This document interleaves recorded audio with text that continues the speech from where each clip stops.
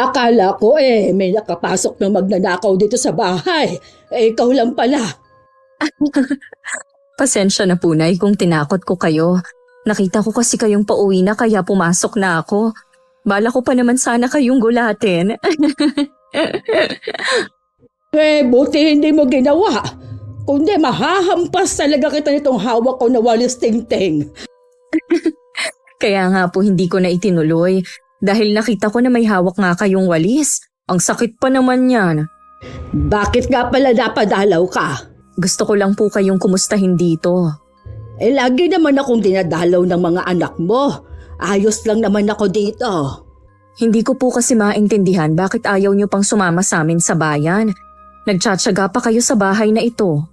Bahay naman ito ng namayapa mong ama at dito lang ako titira.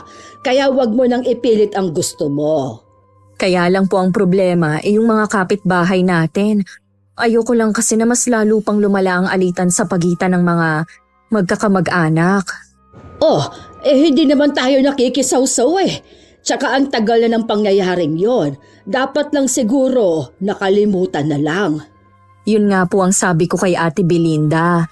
Dapat nga kako bilang nakakatanda sa aming magpipinsan, siya na lang ang magpatawad. Sinusulsulan din kasi siya ng iba pa ninyong pinsan. Pati kasi mga bata sa pamilya nagpaparinigan na rin sa social media. Sabi ko nga baka mamaya pati sila magkaroon na rin ng alitan. Ewan ko ba kasi sa iba nating kamag-anak, hindi na lang kalimutan ang nakaraan. Matagal na naman kasing tapos yon. Palagay ko po kasi sina Ate Belinda ang ayaw pang makalimot. Dahil tatay nga nila ang naagrabyado. Naiintindihan ko naman ang sentimiento nila. Pero kung tutuusin, may kasalanan din ang ama nila. Ang hirap nga pong paliwanagan ni Ate Belinda Ang taas din naman kasi ng pride ng babaeng yon. Ayaw tumanggap ng paliwanag. Sang-ayon po ako sa inyo. Yan ang dahilan kung bakit hindi pa rin magkaayos ang mga pamilya natin. Kahit gaano kataas ang lipad sa huli babagsak pa rin dahil sa sariling ugali. Mas mabuti pa rin na maging mapagkumbaba sa kapwa. At huwag pa irali ng taas ng pride dahil ayaw ibaba ang sarili sa paghingi ng tawad. Mapagpalang araw, Miss Gwen. Bago lang po ako sa inyong channel pero lahat ng kwento nyo nagustuhan ko po. Ang ilan pa nga sa mga yon nagpaluha sa akin habang nakikinig.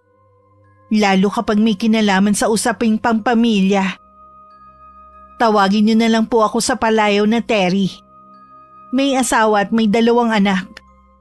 Edad 50 na sa kasalukuyan at tubong Cavite. Ang ibabahagi ko po ay tungkol sa mga kamag-anak ko at ang matagal ng alitan sa loob ng pamilya na nag-ugat sa isang pangyayari na hindi naman sinasadya. Kung paano yun nagwakas, akin pong ikukwento. Terry! Nandiyan ka pala, hindi ka man lang nagpaparamdam Kailan ka pa dumating? Kahapon lang ako dumating, ate. Magtatagal ka ba rito? Oo, dito muna ako para masamahan ko si inay. O bakit? May sakit ba si Tia Carmen? Naku, wala. Malakas pa sa kalabaw si inay. Papasok na kasi ang mga anak ko sa kolehiyo.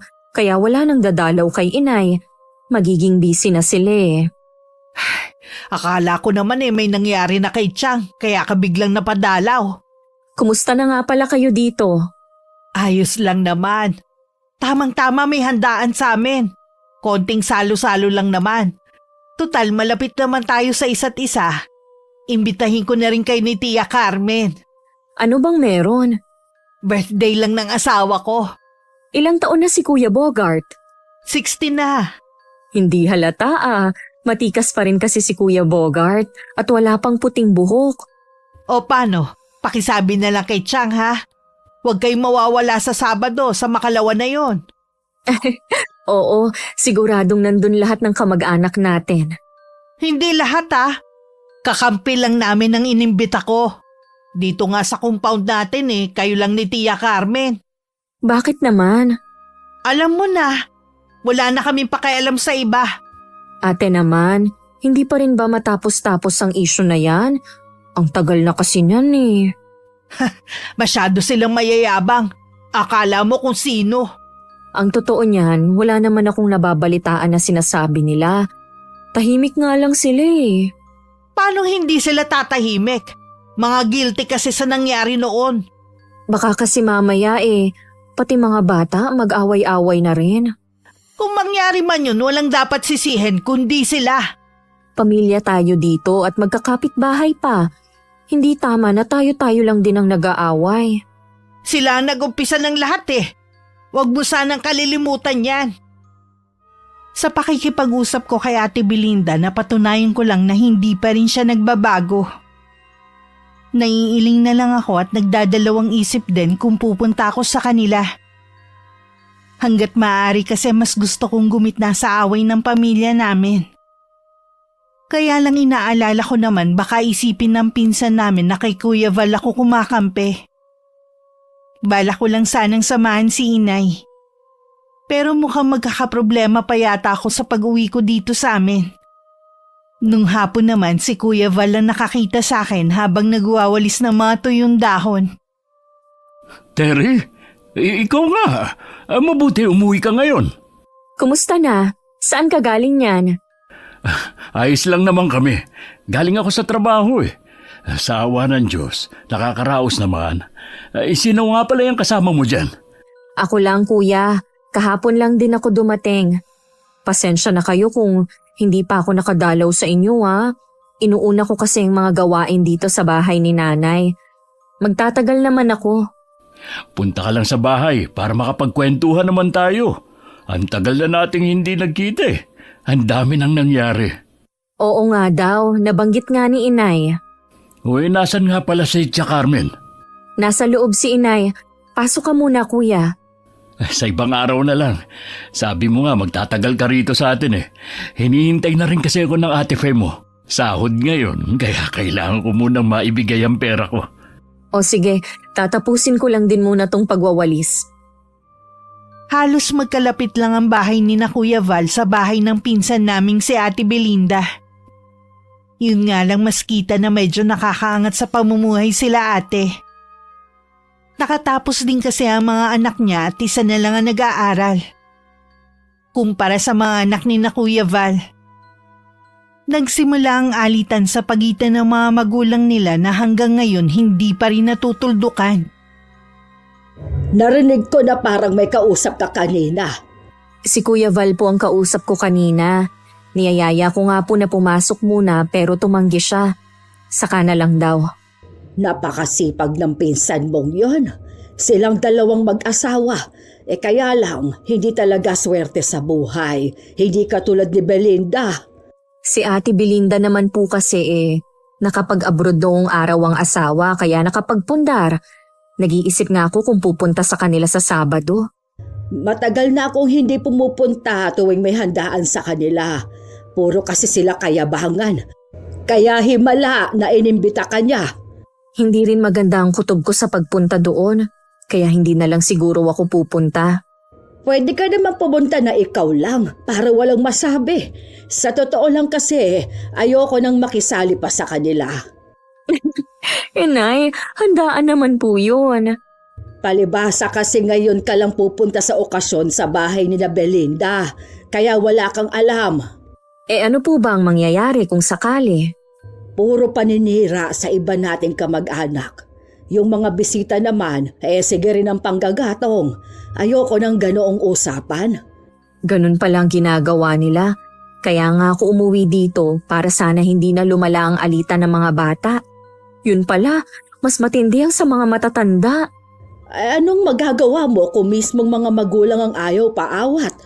Minsan, ayoko na lang lumabas ng bahay para hindi ko na lang masaksihan ba ang nangyayaring iringan. Nag-ugat lang naman ang away ng pamilya, kina Tio Narciso at Tio Romulo. Sa mga magulang ni na Ate Belinda at Kuya Val, ang tagal na kasi hindi pa kalimutan. Ang pinsan mong si Belinda ang nagmamatigas. Sa lagay na yan, wala pa kayong pinapanigan ha? Pansin ko, puro pabor kay Kuya Val ang sinasabi ninyo eh. Dahil nakikita ko naman ang pagsisikap ni Val na makipag-ayos na kahit noon pa. Pero matigas pa sa bato si Belinda. Habang nandito po ako, Sisikapin kong magkabati na ang mga magkakamag-anak natin. Sana nga, bago man lang ako sumunod sa mga kapatid ko. Nay, bakit naman yan ang sinasabi ninyo? Doon na rin naman ako papunta. Para kapag nakita ko sila masabi ko sa kanilang nagkasundo na ang mga anak nila.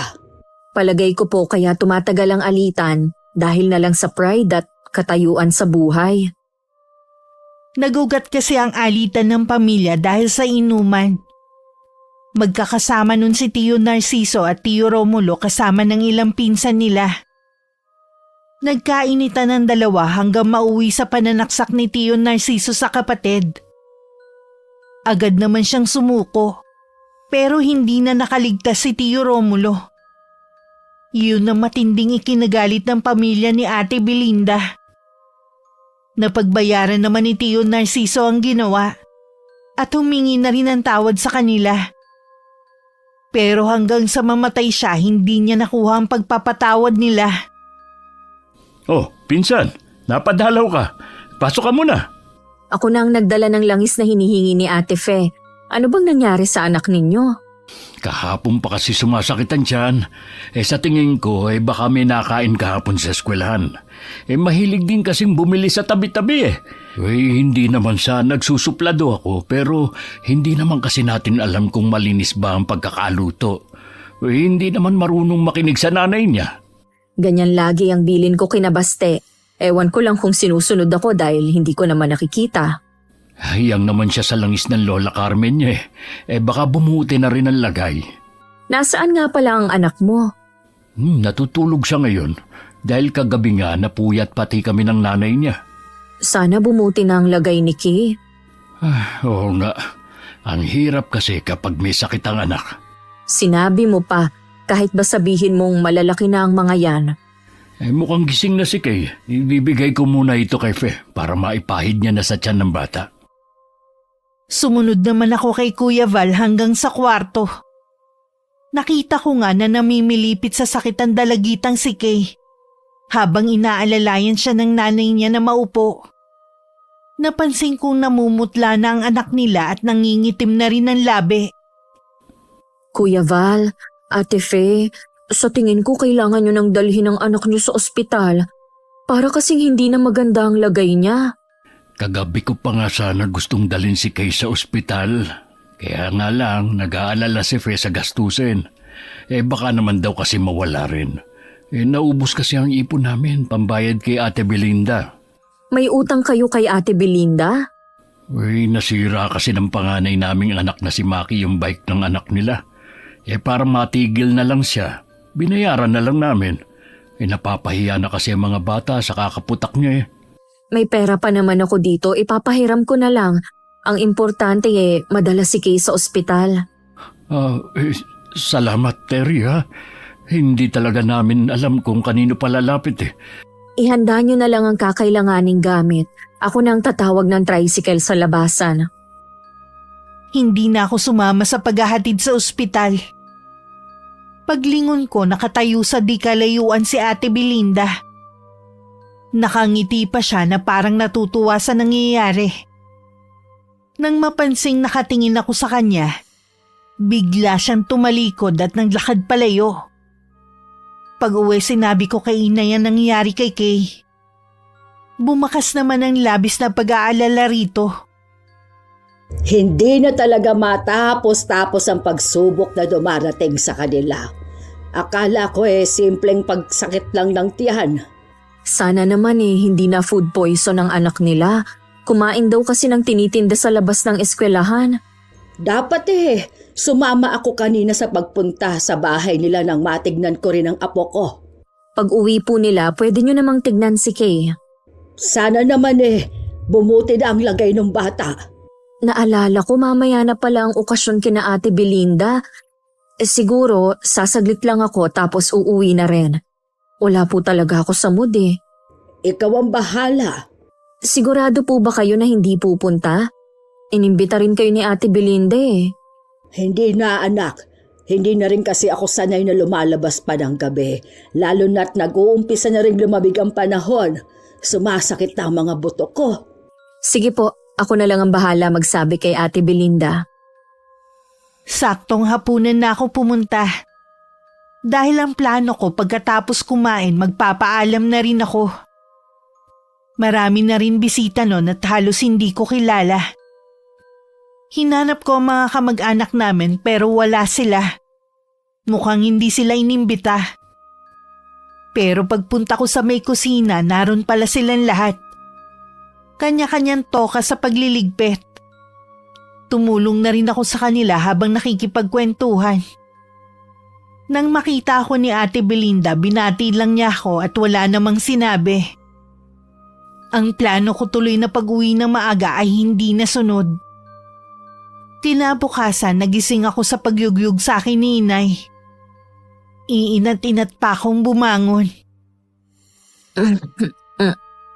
Bakit po, Nay? Galing kasi ako sa bahay ni Naval. Sabi ni AJ, nasa ospital pa daw ang mga magulang niya. Kung medyo malala nga po, hindi talaga sila palalabasin. Napanaginipan ko kasi si Kay kagabi. Hindi maganda ang kutob ko. Masyado lang po kayong nag-aalala, kaya napanaginipan yung apo nyo. Wala ka bang paniniwala sa kakayanan ko, ha? Ano po ang ibig nyong sabihin? Tawagan mo si Val. Tanungin mo ang kalagayan ng anak. Kung malabo ka mong resulta ng check-up, pauwiin na lang ka mo ang apo ko. Sige po, Nay. Tatawagan ko na po siya. Habang tinatawagan ko si Kuya Val, nakatingin ako kay Inay. Sobra talaga ang pag-aalala niya. Kapag gano'n ang ikinikilos niya, may hindi magandang nangyayari. Kung gano'n naman pala, iuwi mo muna ang anak nyo. Yun ang bili ni Nanay. Dito na lang sa bahay kayo dumiretso. Sige, hintayin na lang namin kayo. Ano ang napag-usapan ninyo? Hanggang ngayon daw po, hindi pa rin bumubuti ang lagay ni Kay. Wala naman daw pong nakikitang sakit ang doktor na tumingin sa bata. Plano nga daw nilang ilipat sa ibang ospital. Wala lang pong available na ambulansya. Iuuwi na lang daw ba nila si Kay? Yun po ang sabi ko kay Kuya Val. Mabuti naman kung ganon.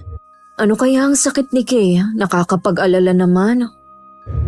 Kung tama ang interpretasyon ko sa panaginip ko sa kanya, merong sumasalbahe sa kanya. Opo? Sino naman kaya? At bakit naman yun gagawin sa bata?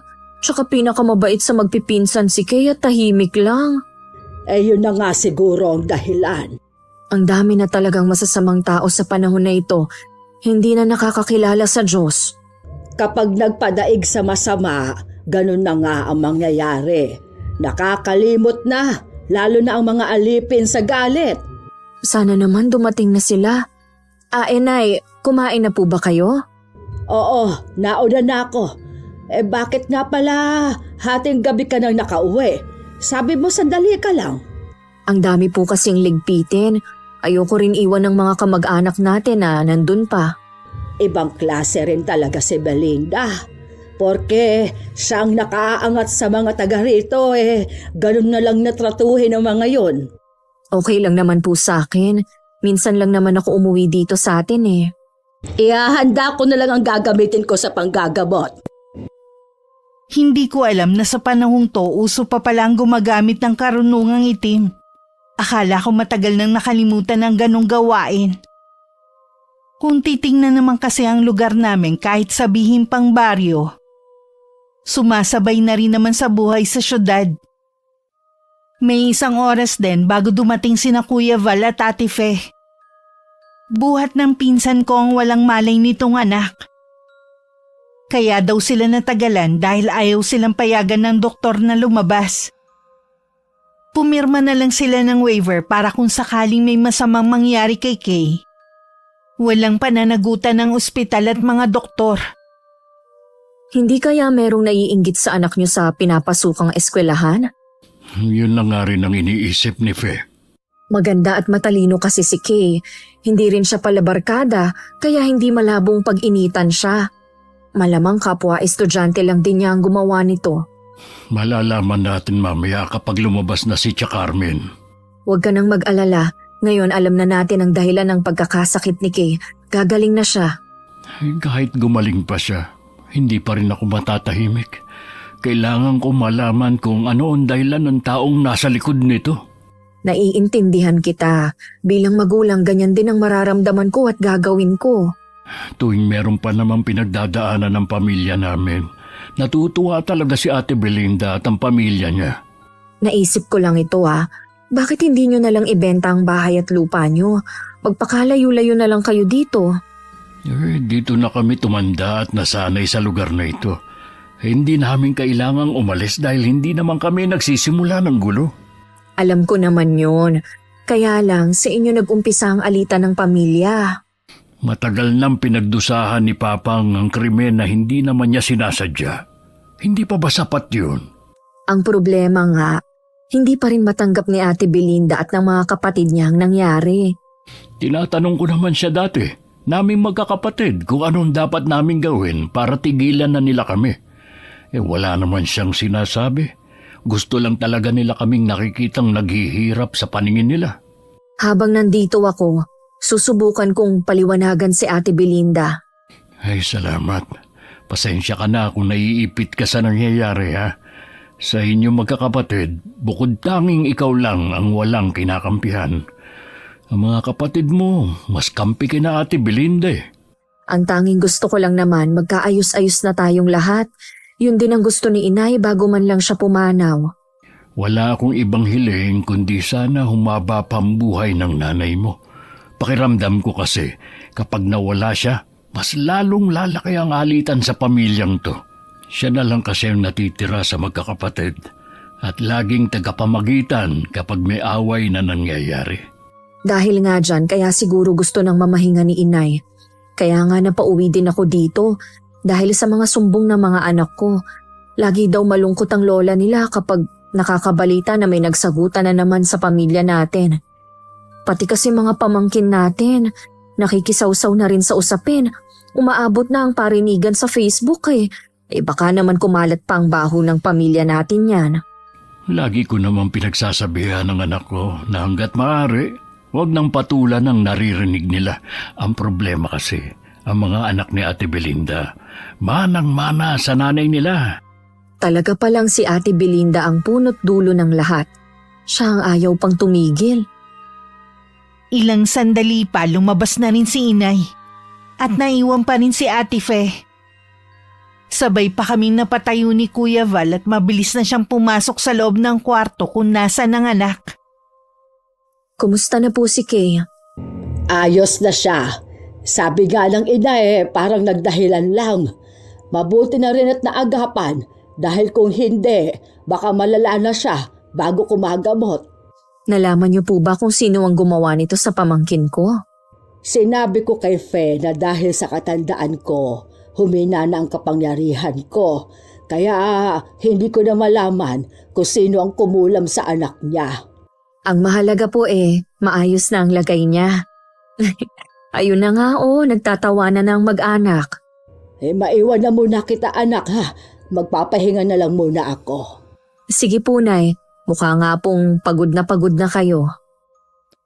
Pumasok na rin ako sa loob ng kwarto. Bumalik na nga sa dating kulay ang balat ng dalagita maging ang labi nito. Nagpapasalamat talaga ako at ganun lang ang nangyari sa kanya.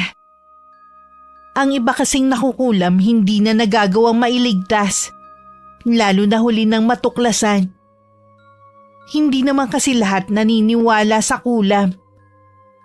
Nang mga sumunod na araw napansin ko na parang balisa si Inay. Tuwing nasa balkonahe siya ng bahay, nakatingin siya sa direksyon kung nasa ng bahay ni na Ate Belinda. May problema po ba, Nay? Napapansin ko kasi nitong mga nagdaang araw. Lagi kayong tulala. Hindi ko lang kasi mapaniwalaan ang nalaman ko. Tungkol po ba saan yan at hindi kayo makapaniwala? Sa kung sino ang kumulam kay Kay.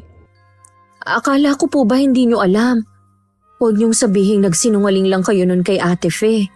Oo, gano'n na nga. Dahil kung hindi ko gagawin yon, malamang nagkakagulo na naman ngayon. Ibig niyo po bang sabihin kamag-anak natin ang may kagagawa nun kay Kay? Oo, Ang anak ni Belinda na si Juvie ang nasa likod nito. Sinusubukan ko nga siyang kausapin pero umiiwas. Halatang takot na takot. Halos magkasing edad lang sila. Paano niyo nagawa ang bagay na yun? Grabe na talaga ang mga kabataan ngayon. Alam kaya yun ni Ate Belinda? Hindi ko alam, pero walang dapat sisihin kundi siya.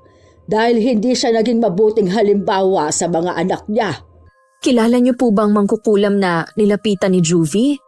Oo, kilala ko ang nanay niya at minsan ko na rin itinuring na kaaway at sa huli naging kaibigan.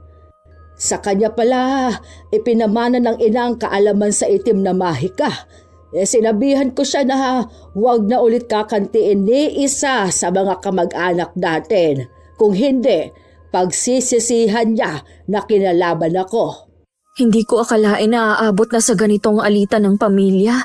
Akong natatakot Panahon na siguro para kausapin ko ng masinsinan si Belinda. Kung kakausapin niyo po siya, sasamahan ko na po kayo. Huwag kayong mag-alala, hindi ako sasali sa usapan ninyo. Nakababahala na kasi ang pangyayaring ito. At pwede itong mag-ulit sa mga susunod na araw. Kawawang iba na hindi lumalaban. Mabuti pa po, dito na lang kayo mag-usap para walang makarinig. Ayoko na rin itong patagalin. Susunduin ko na po siya ngayon. Bago pa makasagot si inay, mabilis na akong tumalikod at naglakad palayo. Nakasalubong ko pa ang iba kong pinsan na bumati naman sa akin. Kasalukuyan naman nasa labas ng bahay nila si Ate Belinda. Sinabi ko agad ang sadya ko. Nagtataka man, sumama naman siya sa bahay. Sumilip pa sa may pinto si Juvie pero mabilis din namang umalis. Gusto niyo raw po ako makausap, Tia Carmen. Tungkol ba saan ang sasabihin niyo? Wala na bang takot ang anak mong si Juvie na gumawa ng isang bagay na nakakasakit sa kapwa niya? Ano ang tungkol sa kanya? Sana pala isinama ko siya. Nasa bahay lang naman siya ngayon Namomonitor mo pa ba ang ginagawa ng anak mo, ha? Ano po bang klaseng tanong yan, Chang? Natural dahil anak ko siya. Bakit ba parang gusto niyo yatang pakialaman ang pagpapalaki ko sa anak ko?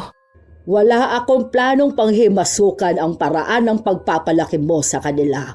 Diretsuhin niyo na kasi ko kung para saan ba to. Anong ginawa ni Juvie? Alam mo bang pinakulam ng anak mong si Juvie ang pinsan niyang si Kay? Ano? Tama ba ang pagkakarinig ko? Chang, saan niyo naman nakuha ang ideya na yan?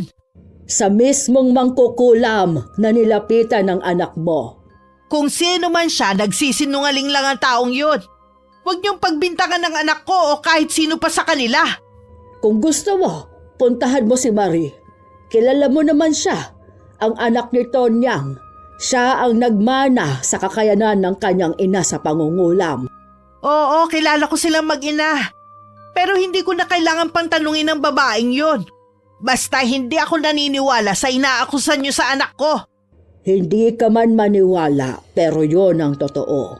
Walang dapat sisihin kung bakit ganoon si Juvie, kundi ikaw din.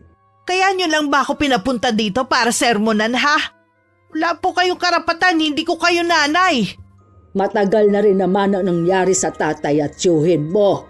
Bakit hindi mo nalang kalimutan? Yun naman talaga ang pinag-ugatan ng ginagawa mo.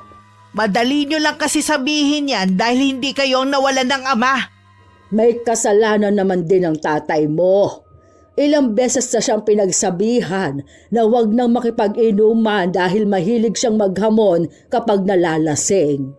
Talagang tatay ko pa ang sinisi niyo. Hindi ko siya sinisisi. Sinasabi ko lang na maiiwasan sana ang trahedya kung nakinig sana siya. Dahil sa pangyayaring yun pati mga apo ko, naggagantihan na rin. Hindi ko tinuturuan ng mga anak ko na gumante. Maayos ang pagpapalaki ko sa kanila. Siguro nga hindi, pero nakikita nila ang ginagawa mo. Talaga bang hindi kayo titigil, ha?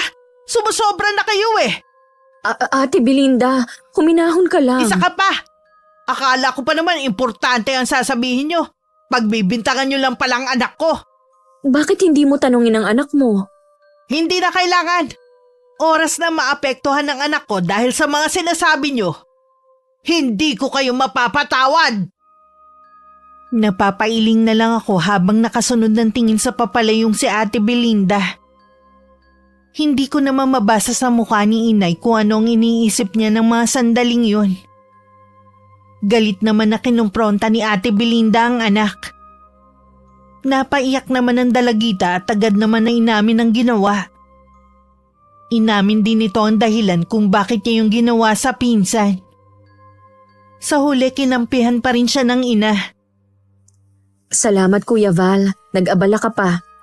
Wala yun. Marami naman kasing binigay sa aming saging sa bambiyanan ko. Siguradong matutuwa nito ang inay. Paborito niyang nilagang saging eh. Ay, nasan nga pala si Tia Carmen? Maaga siyang umalis kanina. Baka mamaya pa ang balik nun. May kailangan ka ba sa kanya? Ay, nabalitaan mo na bang kumakalat na balita? Umuwi kasi ako sa amin at kababalik ko lang kagabi. Ikaw pa lang ang nakakausap ko ngayong umaga. Ano ba ang kumakalat na balita na sinasabi mo? Baka naman chismis lang yan. Alam mo naman na ayaw ni inay ng ganon.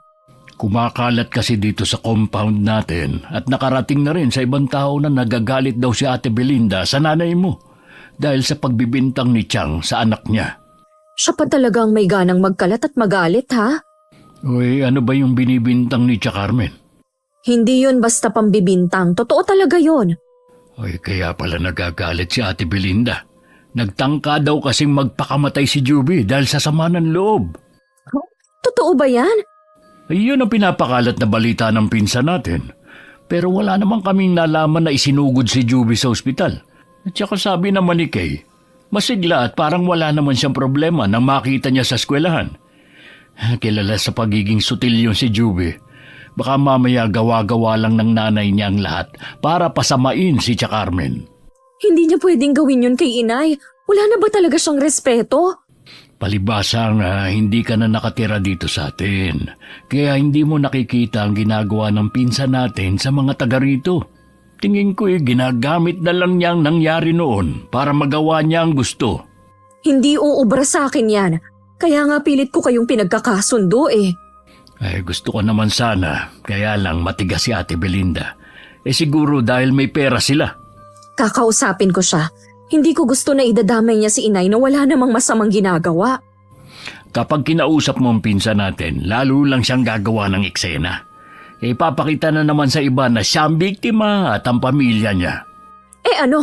Wala na lang akong gagawin? Huwag niya akong igaya sa iba nating kamag-anak na mas piniling manahimik. Perwisyo ng ginagawa niya. Sa atin talagang magpipinsan, ikaw ang pinakamatapang. Kapag alam mong nasa tama ka, pinaglalaban mo talaga. Kung ano man ang plano mo, nandito lang ako para suportahan ka. Pagkatapos naming mag-usap ni Kuya Val, pinuntahan ko muna si Ate Belinda. Makailang beses muna akong kumatok bago niya ako pinagbuksan. Hindi niya ako pinapasok at sa labas lang kami nag-usap. Ano bang kailangan mo? May ginagawa kasi ko eh. Anong ipinagkakalat mo tungkol kay inay ha? Ayun ba? Totoo naman, di ba? Kung ano-anong ibinibintang nyo kay Juvie. Ayun tuloy, muntik nang magpakamatay ang anak ko. Gusto kong makausap si Juvie. Wala siya rito. Nasa kamag-anak siya ng ama niya at nagbabakasyon para makalimot. Noon, hindi ako naniniwala sa mga naririnig ko sa mga kamag-anak natin tungkol sa'yo. Pero ngayon, mukhang totoo naman ang sinasabi nila. Imbis na pag-ayusin mong mga taga rito, lalo mo pa silang pinag-aaway. Huwag mo sanang kalilimutan na pamilya ko ang agrabyado dahil sa nangyari noon. Matagal na namang tapos yan. Patay na nga lahat ng sangkot eh. Ultimo mga testigo nung gabing yon. Nagbayad na rin naman si Tio Narciso sa kasalanan na hindi naman talaga niya sinasadya. Bakit ba hindi mo nalang kalimutan? Palibhasa kasi kampi ka sa kabila. Kaya madali para sa'yo na sabihin yan. Wala akong kinakampihan. Hanggat maaari, gusto kong magkaayos na tayong lahat. Malabo na yung sinasabi mo. Lalo na sa ginawa niyong mag-ina. Dahil nagmamatigas ka, Tingin mo sa sarili mo ang taas mo na dahil mas higit kang nakalalamang sa mga taga rito. Talaga naman eh. Sa bahay pa lang lamang na ako. Hindi permanente ang mga material na bagay. Kaming mga kaanak mo nandito lang lagi. Mas maaasahan kami kesa dyan sa ipinagmamalaki niyong yaman. Tigilan mo na nga ako. Umalis ka na. Wala akong panahong makinig sa'yo. Nakikiusap ako na tigilan mo na ang nanay ko. Matanda na siya para idawit mo. Sana kasi tumahimik na lang siya at hindi na nakialam. Ano? Gusto mong manahimik na lang si nanay sa ginawa ni Juvie? Hindi siya konsentidora na katulad mo. Ano? Huwag mo nga akong matawag-tawag na konsentidora. Mabuti akong ina. Naibibigay ko sa mga anak ko ang lahat ng kailangan nila. Maging mga luho na hindi nyo kayang ibigay sa mga anak nyo. Eh di ikaw na ang pinakamabuting ina. Totoo naman ah. Bakit hindi ka nalang bumalik sa inyo? Di ba ayaw mo naman tumira dito sa atin? Dahil lang kay inay kaya ako nandito. Kung ako lang ang masusunod, ayoko dito dahil sa mga katulad mong kamag-anak. Eh di umalis ka, isama mo ang nanay mo. Akala mo yata hindi malaking kawalan ng inay kapag umalis siya dito. Baka nakakalimutan mo, may malaking papel siyang ginagampanan dito. Wala nang may kailangan sa kanya. Marami na magagaling na doktor ngayon. Sila ang mas kailangan ng mga taong nagkakasakit. Alam naman natin na hindi lahat ng sakit kayang gamutin ng doktor. Sana hindi dumating sa punto na kakailanganin mo si inay. Baka kasi hindi na siya pwede nun. Hindi ko akalaing aabot kami sa matinding pagtatalo ni Ate Belinda. Wala naman ako naramdamang pagsisisi sa puso ko dahil sa ginawa ko. Alam ko naman kasi na tama lang ang ginawa ko. Hindi ako pwedeng manahimik lang kung sangkot na si inay sa ginagawa niya. Inaasahan ko rin naman na lalaki pa ang gulo sa pagitan namin. Ang mga anak mo ba ang kausap mo? Opo, Nay.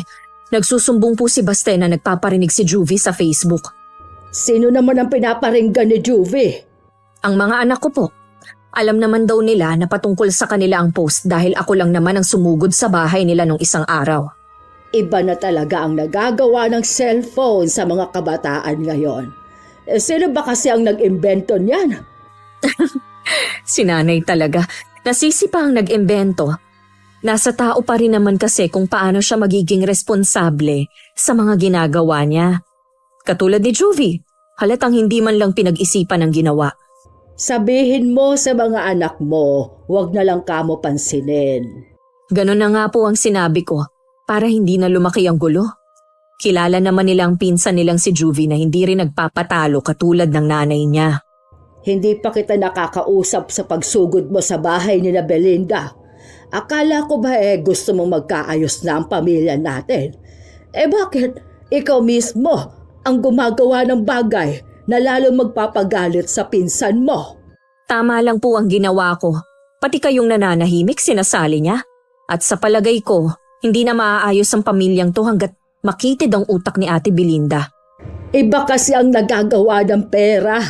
Tingin nila, superior na sila at laging tama.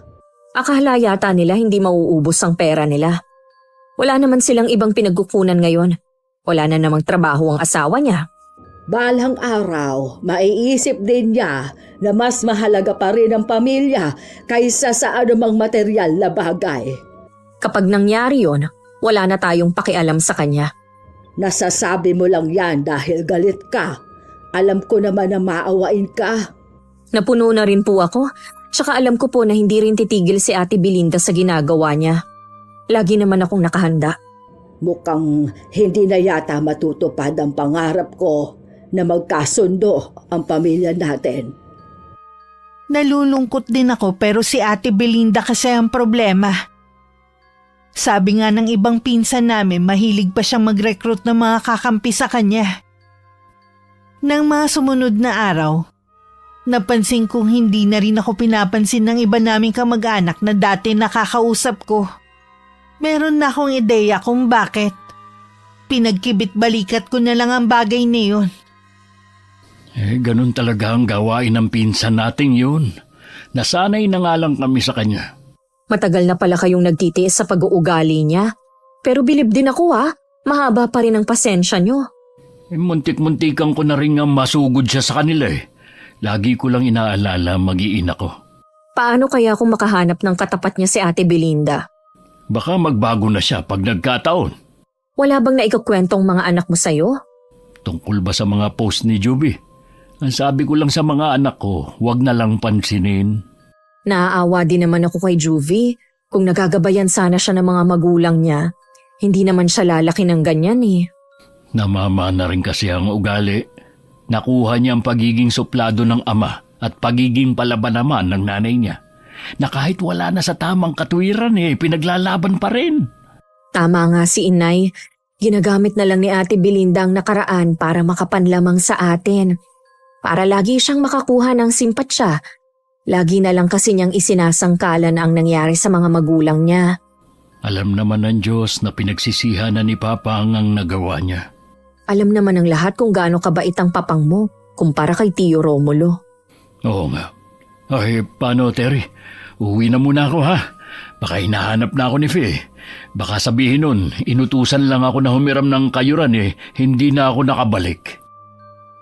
Lingid pala sa amin ni Kuya Val, nakita kami ni Juvie na magkausap. Agad siyang nagsumbong sa nanay niya na baka may pinaplano kaming dalawa ni Kuya laban sa kanila. Sa galit sinugod ni Ate Belinda si Kuya Val sa kanila. Naabala naman sa pagkakayod ng niyog sa kusina nila. Oh, Ate Belinda, napadalaw ka. Ano bang sadya mo? Tuloy ka muna. Hindi ako nandito para makipagkwentuhan sa inyong mag-asawa. Galit ka na naman. Ano bang kailangan mo? Anong pinaplano niyo ni Terry, ha? Ano bang sinasabi mo? Hindi kita maintindihan. Huwag ka na magmaang-maangan pa. Nakita kayo ni Juvie na nag-uusap kanina. Nagkwentuhan lang kami sandali ni Terry. Humiram kasi ako nitong kayuran ng nyug. Tsaka anong pakialam mo kung mag-usap man kami? Wala namang masama doon Masama! Dahil alam ko meron kayong pinaplano laban sa akin at sa pamilya ko. Wala kaming pinaplano laban sa inyo. Sinungaling! Kilala kita. Gaya ng ama mo, utak kriminal ka rin. Sumusobra ka na talaga. Wala kang karapatan na basta na lang pupunta sa pamamahay namin at pagsasalitaan ako ng hindi maganda. Bakit nasasaktan ka? Totoo naman kasi. Binabalaan kita, Val. Baka matulad ka sa tatay mo. Hindi mangyayari sa akin ang nangyari kay tatay dahil wala naman akong ginagawang masama at wala rin akong pinaplano. Itinatanggi mo pa may nakakita nga sa inyo. Nakita lang kami ng anak mo pero hindi naman niya narinig ang pinag-uusapan namin ni Terry. Hindi na kailangan marinig ng anak ko ang masamang plano nyo. Sapat na ang makita niya kayo. Wala talagang pinagkaiba sa'yo ang anak mo no? Manang-mana siya sa'yo. Ay, yung mabuti pa umalis ka na rito. Nakakaabala ka lang. Akala mo naman gustong-gusto kong tumagal sa bahay nyo. Yun lang naman ang gusto kong sabihin sa'yo. Napakayabang talaga dahil may pera lang sila. May mga GC din ang magpipinsan kung sino lang ang magkakasundo. Kabilang na doon ang dalawa kong anak.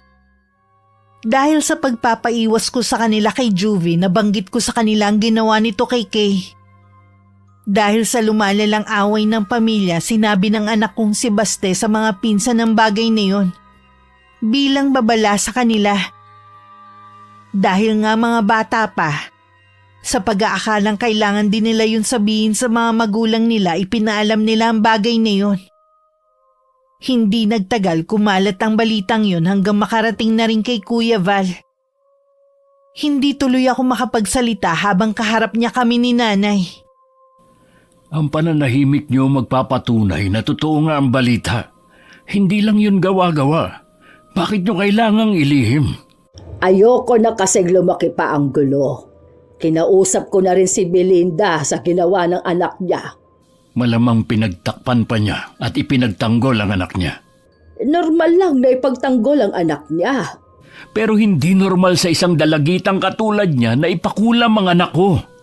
Wala namang ginagawa sa kanya si Kea. Sa tingin ko kasi kuya, naiimpluwensyahan lang siya ng nanay niya.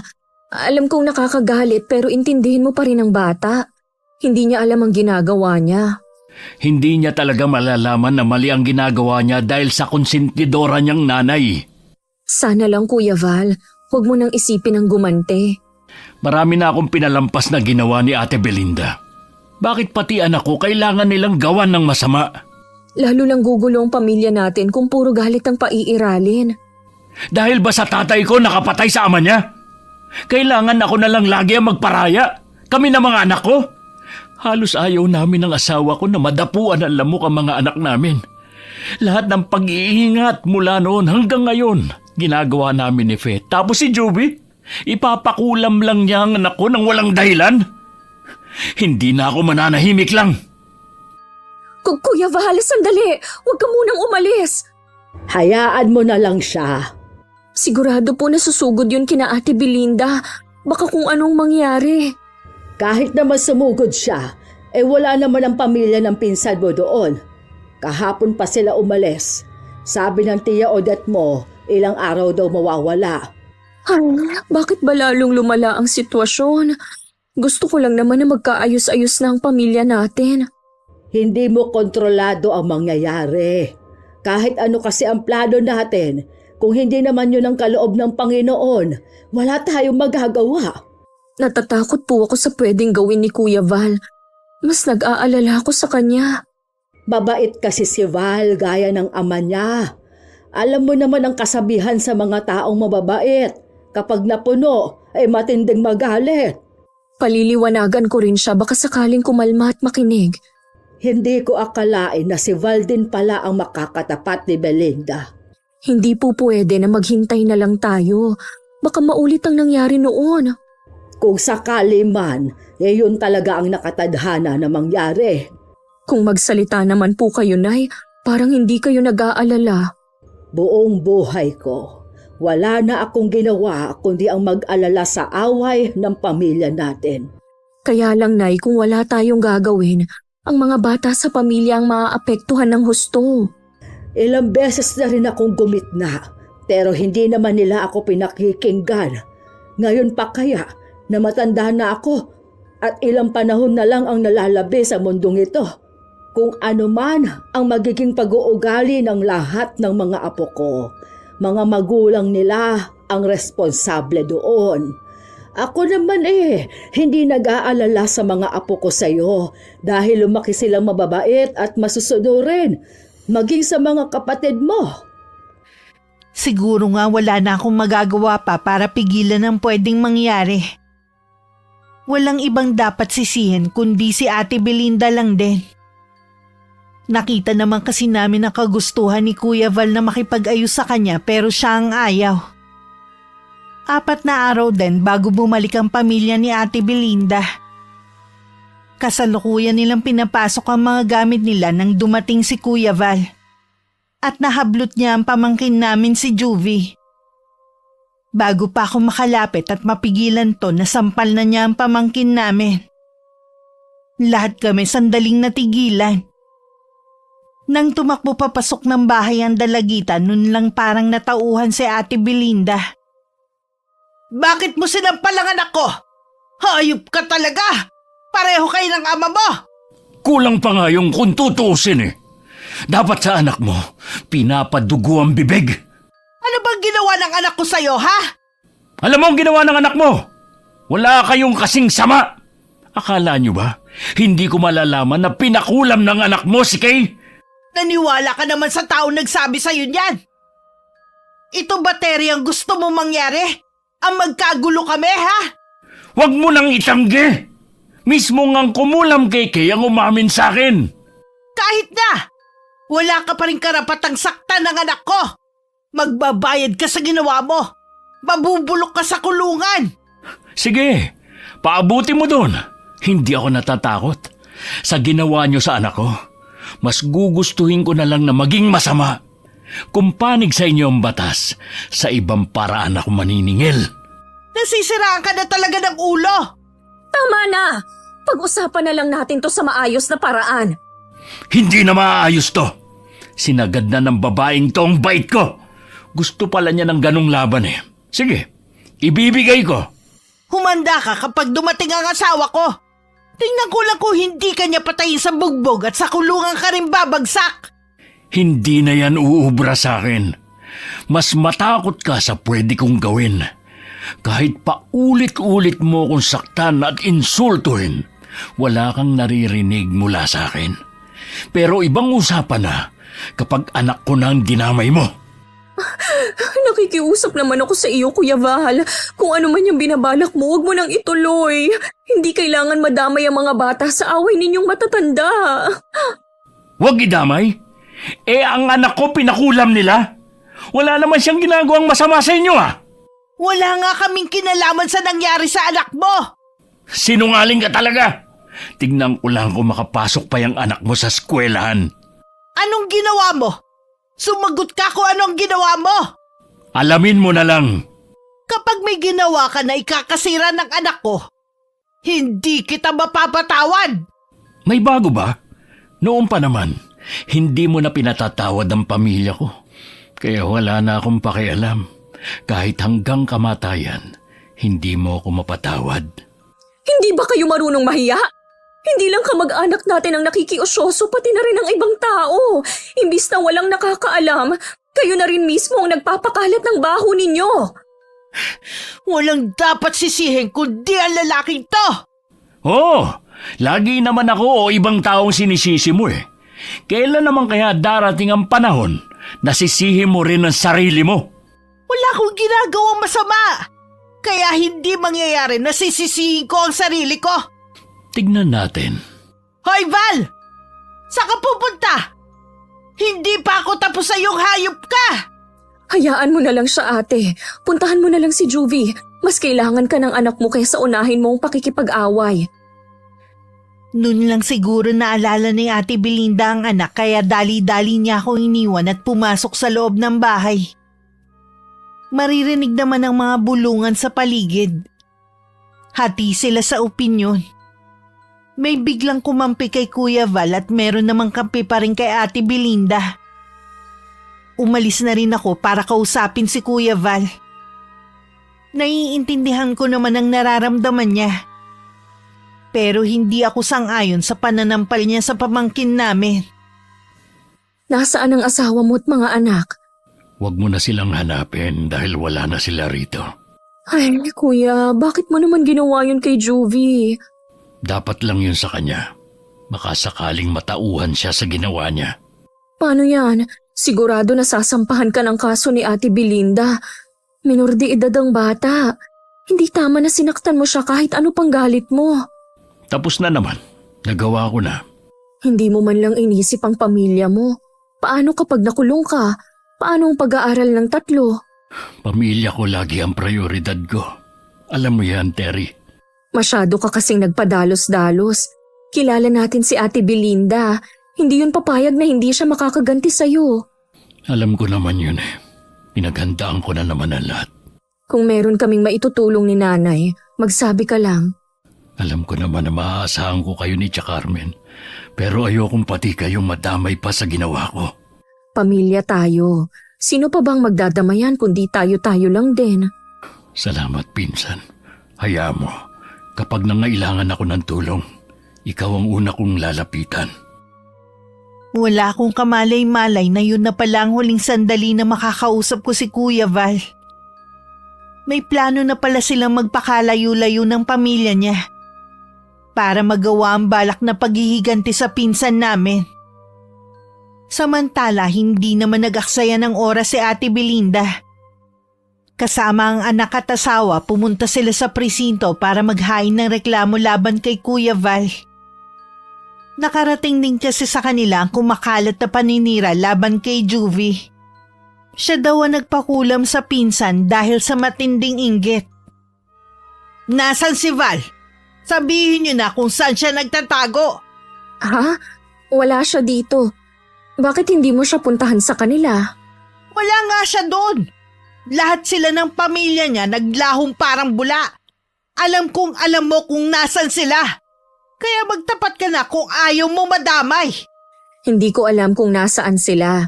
Sa'yo ko nga lang nalaman na umalis sila . Lahat ng mga kapatid niya pinuntahan ko na. Wala rin silang alam kung saan nagpunta si Val at ang pamilya niya. Malapit kayo sa isa't isa kaya alam ko may nalalaman ka. Sinabi ko na nga sa'yo na wala akong alam. Matigas ka ah. Sige, ihanda mo yung sarili mo. Ipapakulong din kita. Ano naman ang ikakaso mo sa akin, Aber? Ano pa ba? Di ang pakikipagsabuatan mo sa kriminal na yon. Kriminal agad? Wala pa namang napapatay yung tao para tawagin mo ng ganyan. Sa ginawa niya sa anak ko, masahol pa siya sa ama niya. Sinira niya ang buhay ni Juvie. Hindi tuloy siya makapasok sa eskwelahan. Sana naman lawakan mo yung pag-iisip mo. Nagawa lang yun ni Kuya Val dahil sa matinding galit, dahil sa ginawa ng anak mo. Sino ba namang magulang ang hindi magwawala kapag nalaman na ipinakulam ang anak niya? Hindi nga ginawa ni Juvie yun. Ikaw nga hindi mo matanggap na ginawa yun ng anak mo dahil masakit. Di lalo na si Kuya Val na tunay na biktima ang anak niya. Tama na nga ang usapan natin. Lumalayo na tayo sa totoo kong pakay sa inyo eh. Hindi ako naniniwalang wala kayong alam sa pagtakas ni Val. Wala nga sabi eh. Bahala ka na rin kung anong gusto mong gawin. Tingin mo naman sa sarili mo laging ikaw ang tama. Mabuti pa umalis ka na at huwag nang babalik. Sa inasal mong yan, hindi mo na rin ako iginalang bilang tiyahin. Paano kita igagalang kung wala ka namang pinagkatandaan? Sumusobra ka na ha. Nanay kong pinagsasalitaan mo. Wala ka talagang modo. O bakit? Totoo naman, di ba? Walang silbi ang nanay mo. Itong tatandaan mo, Ate Belinda. Oras na kailanganin mo ang tulong ni inay, ako mismong hahadlang para makalapit ka sa kanya. Kahit kailan hindi ako hihingi ng tulong sa nanay mo. Eh di umalis ka na. Bitiwan mo nga ako. Aalis ako. Hindi mo ko kailangang ipagtulakan. Ni ang dumaan sa harap ng bahay namin, wag na wag mo nang gagawin. Kapal talaga. Saan kaya nagpunta si Val at ang buong pamilya niya? Hindi ko rin po alam eh. Nagulat nga rin ako sa nalaman ko. Wala man lang siyang pahiwatig sa balak niya nung huli kaming nag-usap. Tama lang siguro ang ginawa niya. Ni isa sa mga pamilya niya kasi ay hindi sasantuhin ni Belinda. Bakit kaya may mga taong sila na nga ang nakasakit? Sila pa rin ang galit at may gana pang gumanti. Lumipas ang mga araw at linggo na wala namang pulis na dumadating sa bahay. Sabi ng pinsan ko, hindi naman daw tinuloy ni Ate Belinda ang pagsasampa ng reklamo. Hindi na rin daw lumalabas ang pamangkin naming si Juvie dahil sa kahihiyan. Kay nanay ko nga lang nalaman na malubha na palang sakit ng asawa ni Ate Belinda. Ilang araw na raw tong naglalagi sa ospital. Yun po sigurong dahilan kung bakit hindi na nagsampa ng kaso si Ate Belinda. Mahati pa nga naman ang oras niya sa pag-iintindi sa kaso at pag-aasikaso sa ospital sa asawa. Marahil nga. Sabi pa, mukhang hindi na raw magtatagal ang buhay nito dahil tinatanggihan na ng katawan ng gamot. Bakit ang bilis naman yata? Okay pa naman siya nung birthday niya eh. Ganon talaga ang buhay. Siguro, inabuso rin niya ang katawan noon kaya naniningil na. Kaya lagi kong bilin sa asawa ko, tigilan na ang sobrang pag-inom. Hindi rin ka ako maganda sa katawan. Meron pa akong sasabihin sa'yo. Hindi ko alam kung gaano katotoo. Alam mo naman ang mga chismis dito sa atin. Lagi nang may dagdag bawas. Ano po ba yun? Wala na daw pera ang Ate Belinda mo. Nangihingi na daw kasi ng tulong sa iba nating kaanak. Eto na nga ba ang sinasabi ko? Ang bilis talaga ng karma. Siguro karma na nga. Sa dami kasi ng ginawa niyang masama eh. Sa palagay ko po, kahit bumalik ngayon sina Kuya Val, hindi na rin sila guguluhin ni Ate Belinda. Hindi nga natin alam kung nasaan sila ngayon. Kung maayos ba ang lagay nila? Sana iparating ng mga kapatid niya ang nangyayari dito para makabalik na sila sa bahay nila. Isang linggo pagkatapos namin mapag-usapan ni Inay ang tungkol sa asawa ni Ate Belinda, pumanaw na raw yun sa ospital. Sa bahay nila ibuburo lang labi ng lalaki. Hindi pa rin ako makapaniwala sa nalaman ko. Unang gabi pumunta kami para makilamay. Hindi naman kami nagtagal ni Inay. Dahil bawal na sa kanya magpuyat. Babalik na lang ako bukas. Kahit hindi tayo pinapansin ni Ate Belinda at ng mga anak niya. Huwag ka nang bumalik. Tapos na ang pagpunta natin kanina. Sige po. Sa bagay nga, halos wala ngang kapitbahay ang pumunta. Ganoon talaga kapag hindi ka naging mabuti sa kapwa mo. Kaya ayaw na kitang pabalikin dahil nakikiramay ka na nga, hindi ka man lang pansinin. Masakit yun para sa akin. Dala lang po siguro ng pagluluksa ni Ate Belinda. Wala pa siya sa wisyo para makipag-usap. Bakit naman sa iba sumasagot siya? Siguro nga, galit pa rin siya. Hanggang sa burol ng asawa niya mataas pa rin ang tingin niya sa sarili. Kung hindi niya tayo kailangan sa mga sandaling ito, edi wag na rin natin siyang damayan sa mga susunod. Huli na rin po yun. Napagod na rin ako sa kanya. Kailangan ko na sigurong tanggapin na hindi na maaayos ang pamilyang to. Pamilya mo na lang ang intindihin mo. Hayaan mo na ang ibang bagay. Kahit sa araw ng libing, hindi na rin kami sumama. Nakarating sa amin ni inay na puro kamag-anak lang ng asawa ng pinsan ko ang sumama. Ni isa sa mga taga rito wala man lang naglaan ng oras para makipaglibing. Umuwi din muna ako sa amin para asikasuhin ng pamilya ko. Pag uwi ko sa bahay ni inay, ganun na lang ang gulat ko sa taong nadatnan ko. Kuya Val, ikaw nga!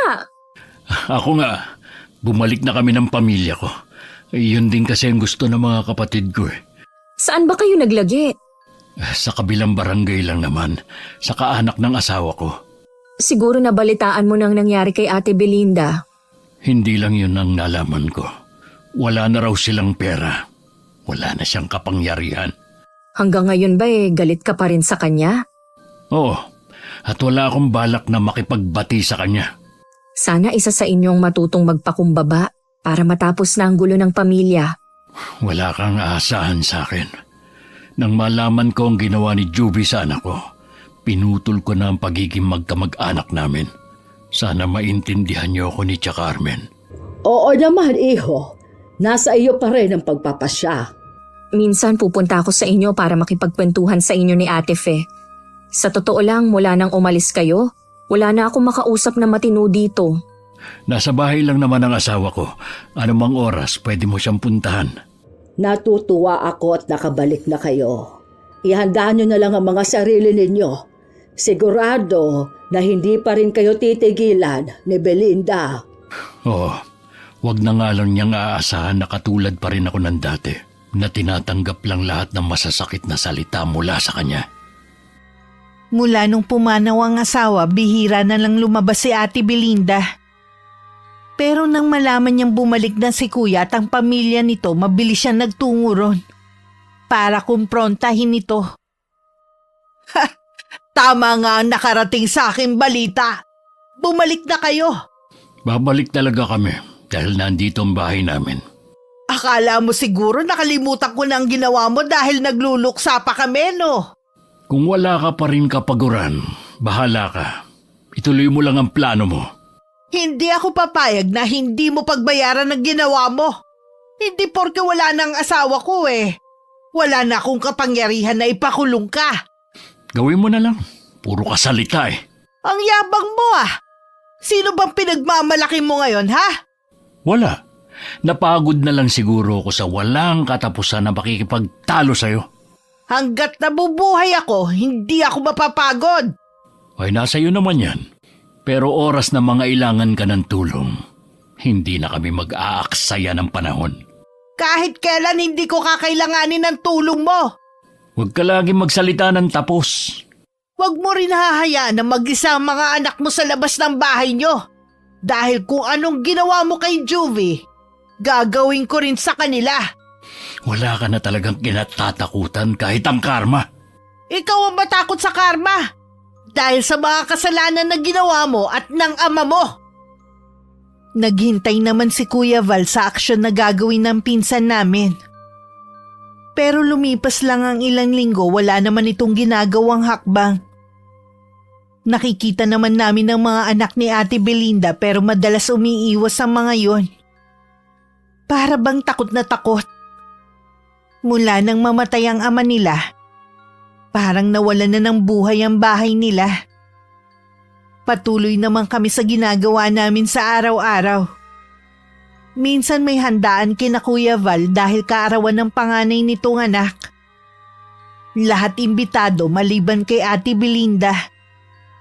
Bumabaha nun ng pagkain at inumin. Lahat masaya.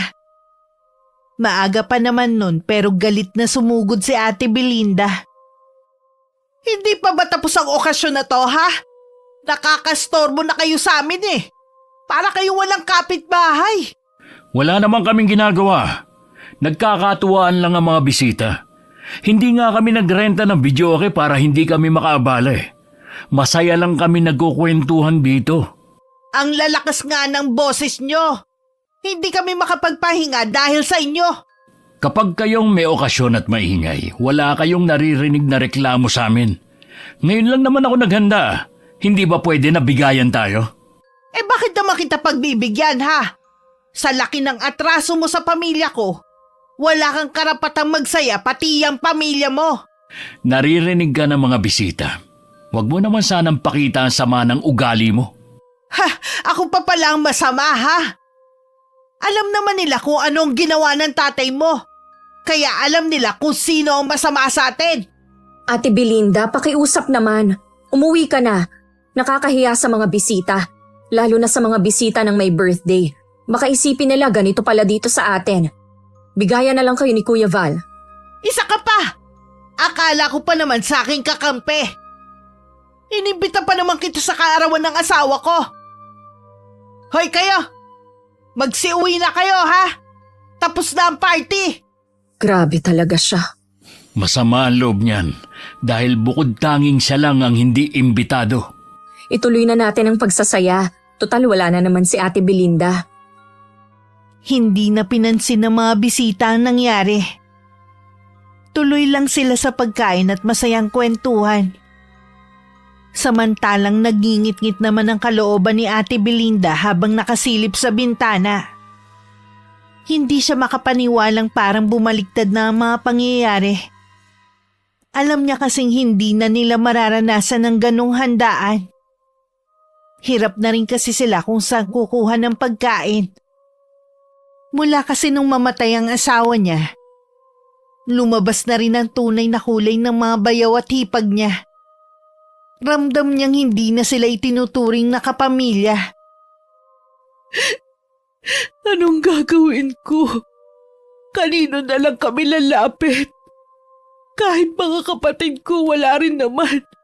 Dahil sa ginawa kong pagdadamot sa kanila nung meron ako. Ang hirap palang mag-isa. Kahit ako tuluyan na rin napuno kay Ate Belinda. Kaya kahit nakikita ko siya o mga anak niya, iniiwasan ko na rin. Nawalan na ako ng amor. Nag-focus na lang ako sa pamilya ko at sa maliit kong negosyo online. Hindi rin ako umaalis sa tabi ni Inay ngayon dahil nangihina na siya. Wala naman siyang iniindang sakit. Basta nanghihina lang daw siya. Siguro dahil na rin sa katandaan, kung ano-ano na ang nararamdaman. Ayos na po ba kayo, Nay? Nakalabas na kayo ng balkonahe eh. Naiinip ba kasi ako sa kwarto? Kung ano-ano rin kasi ang pumapasok sa isip ko kapag mag-isa lang ako. Ano naman pong iniisip ninyo? Nung kabataan ko, nung buhay pa ang tatay mo, magkahalong saya at lungkot ang nararamdaman ko. Alam ko po na namimiss na ninyo siya, pero Nay, pag po muna kayong susunod sa kanya, ha? Ipinauubaya ko na sa may kapal kung hanggang kailan na lang ako sa mundong ito. Siya lang naman ang nakaalam. Siya nga po pala, Nay. Sinabihan ko na rin ang mga kaanak natin dito na hindi na muna kayo manggagamot. Baka isa rin yun sa dahilan kung bakit kayo nanghihina. Baka nga, pero gusto ko pa rin manggamot kapag bumalik na sa dati ang lakas ko. Ikaw ba walang balak manggamot? Ikaw naman ang nakakaalam ng kakayahan ko ah. Nay naman, di ba sinabi ko na sa inyo ayokong sundan ang yapak ninyo? Ayokong maging manggagamot. Mas gusto kong pagtuunan ng atensyon ng negosyo ko. Sayang naman kasi. Marami ka sanang matutulungan kung sakali. Siguro kung manggagamot po ako, sa pamilya ko lang. Ako lang kaya ang gumagamot sa mag-aama ko. Maganda pa rin kung nakapanggagamot ka sa ibang tao. Pero hindi na kita pipilitin. Malay nyo naman po sa mga susunod na araw, magbago ang isip ko. Sa panggagamot pala ako nakalinya. Sa inyong magkakapatid, ikaw lang ang nakamana ng panggagamot ko. Sana nga magbago ang isip mo. Mas marami ka pang matutulungan kaysa sa pagnenegosyo mo. Matagal na rin kaming hindi nagkikita ni Kuya Val kaya naisip kong dalawin sila mag-asawa. Pero pagpunta ko, saradong-sarado yun. Uuwi na sana ako nang may magsalita sa likuran ko. Paglingon ko si Ate Belinda pala. Hindi ko maitago ang pagkabigla ko dahil sa ayos niya. Mas tumanda kasi siyang tingnan. At kita na ang kulubot sa kanya muka at braso. Saan kaya sila nagpunta? Hindi ko alam. Mula nang bumalik sila, wala na silang ginawang mag-anak kundi umalis. Pag-uwi ang daming dala. Hindi naman nakakapagtaka. Pareho namang may trabaho ang dalawang anak ni Kuya Val. Sa pagkakaalam ko rin, sila na ang nagpapaaral sa kapatid nila. Siguro nga. Halatang naiinggit sila sa amin kaya ginagaya ang ginagawa namin nung buhay pa ang asawa ko. Hindi porke nagagawa na rin nila ang mga dating hindi nila nagagawa, naiinggit na sila sa inyo. Palibhasa kasi hindi mo ganun kakilala ang mga yan. Kilala ko silang mabait at marunong makisama sa kapwa. Kaya hindi nakakapagtaka na biyayaan sila ng swerte. Ngayon lang yan, makikita mo maglalaho din ang swerte nila.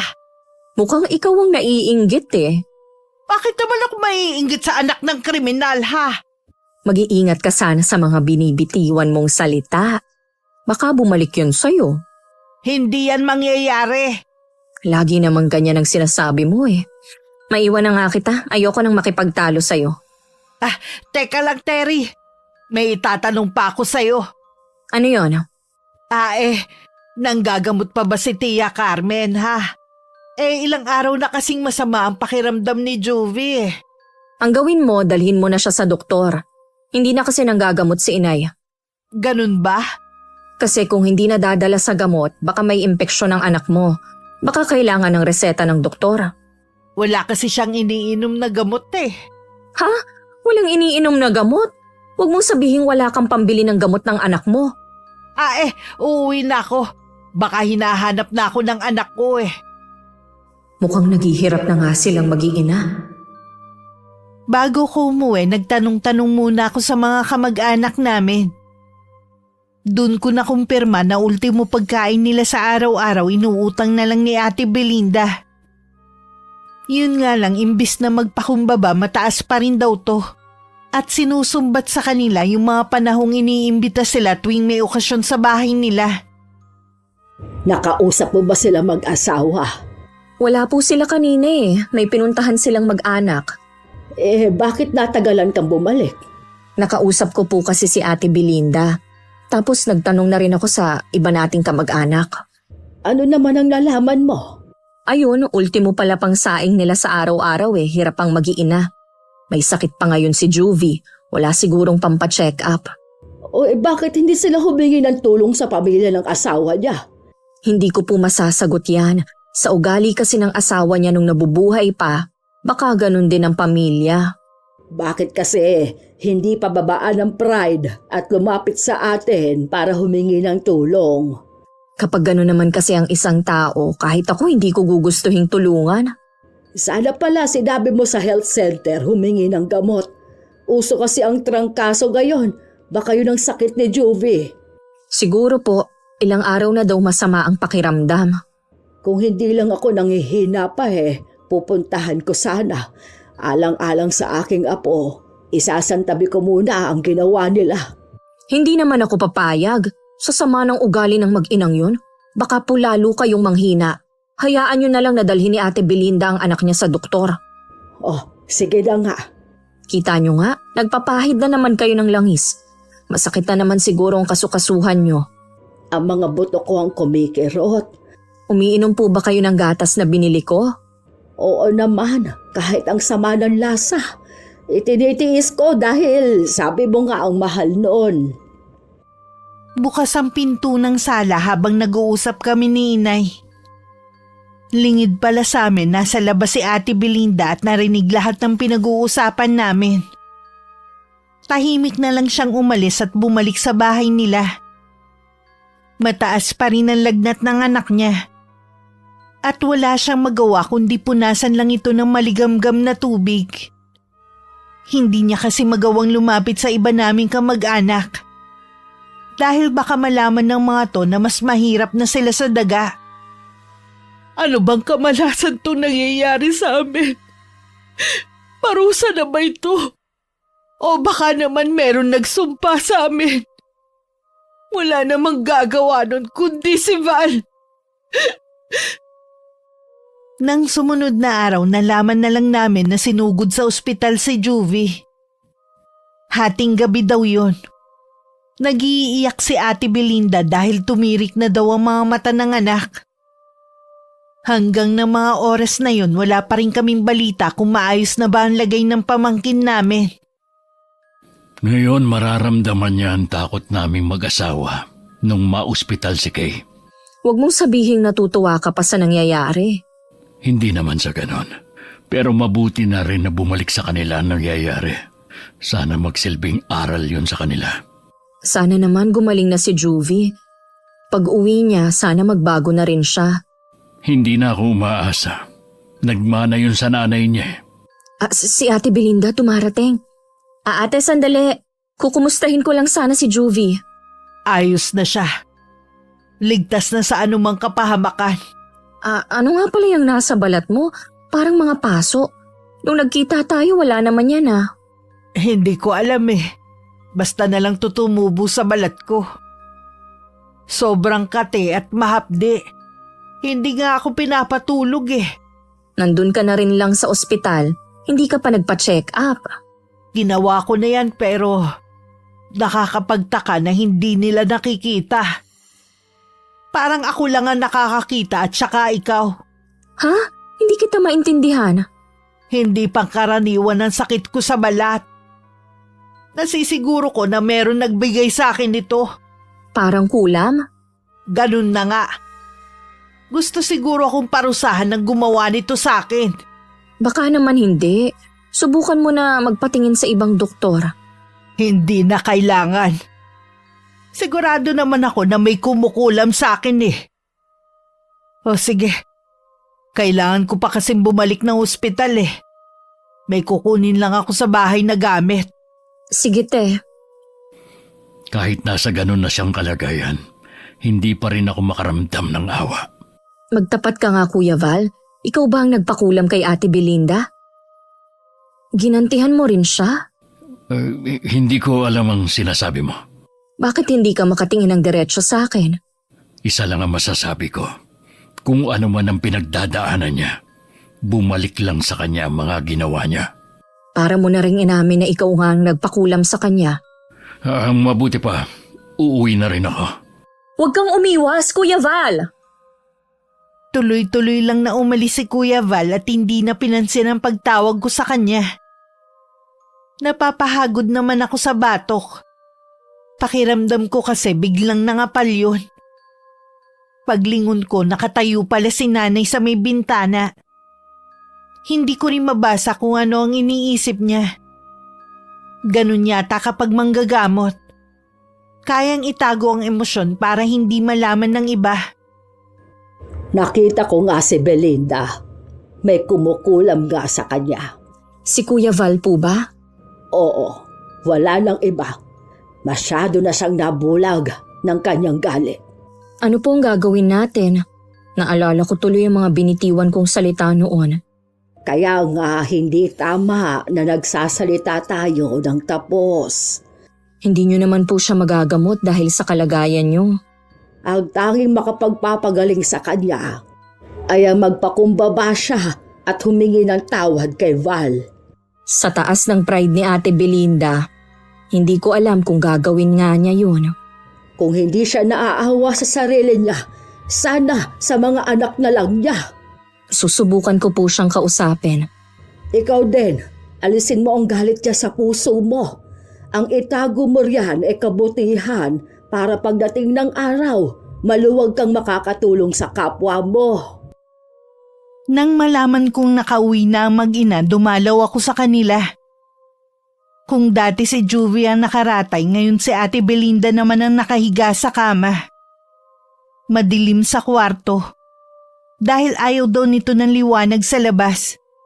Mahapdi daw sa mga mata. Sinabi ko naman ang pakay ko pero nagmamatigas siya.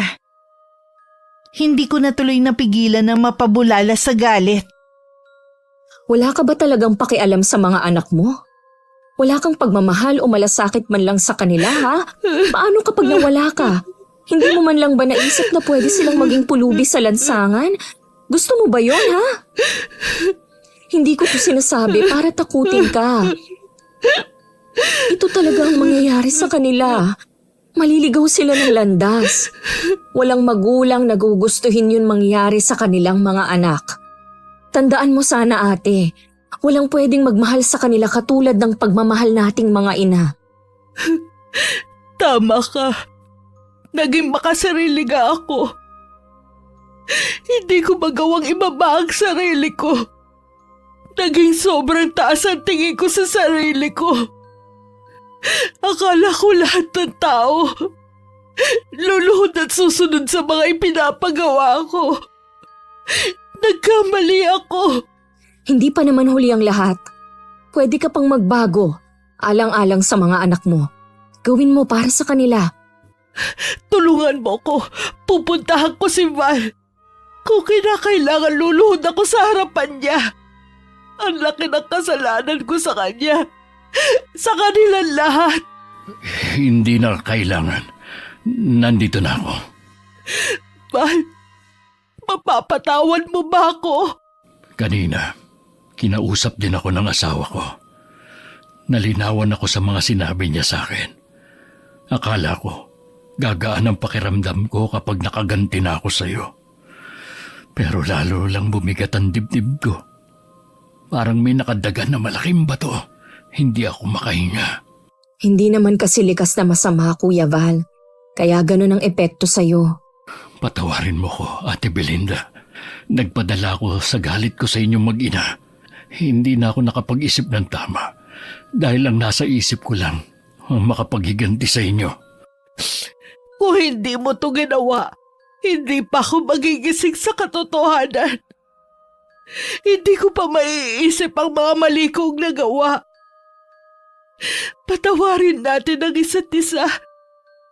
Sana bigyan natin ng pagkakataon ng bawat isa na maging malapit. Kalimutan na natin ang nakaraan. Oo, Ate Belinda. Wala naman yun sa akin eh. Salamat. At nakuha na rin namin ang kapatawaran na nararapat sa aming ama. Salamat sa Diyos. Nagkabati na rin kayo. Natupad na rin ang matagal na hinihingi ni Inay. Meron na siyang maikukwento sa mga kapatid at iba nating kaanak sa kabilang buhay. Sa pagpapatawad ni Kuya Val, unti-unting naghilom ang mga sugat sa katawan ni Ate Belinda. Muling nanumbalik ang kanyang lakas. Iyak naman ng iyak ang mga anak niya habang nagpapasalamat sa kanilang tiyo. Marami sa mga kaanak namin na nagulat nang makita na nag-aayos na ang dalawa. Wala talagang imposible kapag nagpatawad ang isang tao. Salamat naman at nasa maayos na ang kalagayan ng mag-iina. Oo nga po, mabait at malambing naman pala si Juvie. Nadala lang siguro siya dati sa ugali ng ina. Salamat din at hinipo ang puso ni Val na patawarin na si Belinda. Sa aming magpipinsan, si Kuya Val talaga ang pinakamabait sa lahat. Napuno lang siya sa ginagawa ni Ate Belinda. Ang mahalaga ngayon, tapos na ang problema. Napag-isipan mo na rin ba kung gusto mong maging manggagamot katulad ko? Hindi pa po. Ayoko pong agawin ang trono nyo. Bumalik na rin naman po ang lakas ninyo. Pwede na ulit kayong manggamot. Nararamdaman ko na balang araw, tatanggapin mo rin ang nakatakdang kapalaran mo. Tignan na lang po natin. Hindi ko naman po isinasara ang posibilidad. Ayoko lang pong magmadali. Naging masalimuot man ang buhay ng pamilya namin dahil sa isang pangyayari noon na hindi naman sinasadya. Salamat sa Diyos dahil mas nanaig pa rin sa puso ng bawat isa ang kabutihan. Ito siguro ang panahon na ang pagpapatawad ay nakatakdang mangyari. Maraming salamat po Miss Gwen sa pagbasa ng aking kwento. Sana po kapulutan din ito ng aral ng mga taga-subaybay ng channel nyo. Wakas. Akala ko may